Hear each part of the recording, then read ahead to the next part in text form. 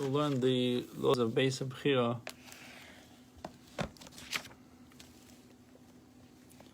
Discuss the Mizbeach today. Rambam in the laws of Bais Habechirah, chapter 1, halacha 17, he writes, we must make steps for the altar. We must not make steps for the altar. And it has to be a ramp, right? No steps. Do not ascend on my altar with steps. That's what the pasuk says. The verse continues explaining the reason for the command, so that your nakedness not be revealed upon it. The commentaries explain that spreading one's legs as when walking up steps does not show fitting deference to God's altar. Show respect. Rather, we must build an incline on the southern side of the altar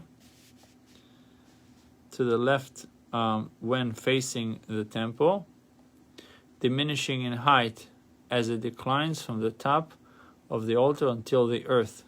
It was called the ramp. The ramp began at a height of 8.83 cubits and was inclined over 32 cubits.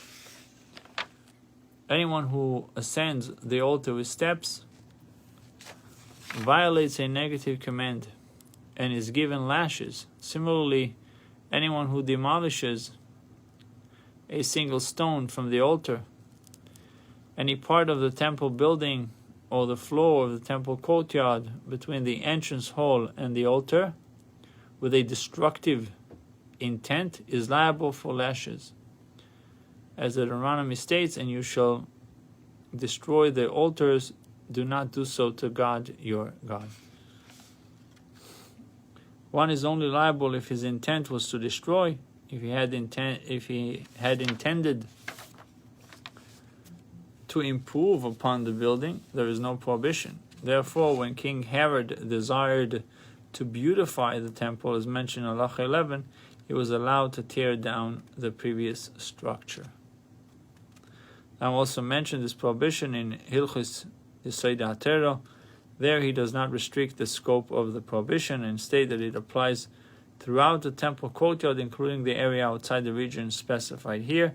Most commentaries view that opinion as more precise.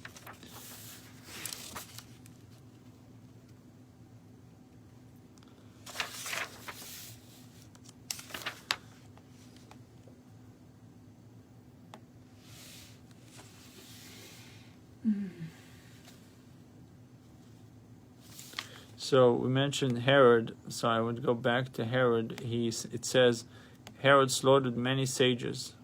The Gemara in Bava Batra 4a explained that the sages advised him to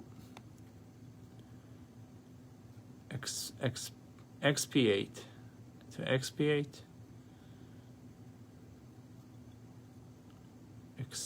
E-X-P-I-A-T-E. Expiate a certain measure of his sin, I guess to atone some of his sin, by rebuilding the temple and making it attractive. The Talmud declares, whoever has not seen Herod's building has not seen an attractive building in his life. Right. So, in order to expiate his sin, he killed all the rabbis.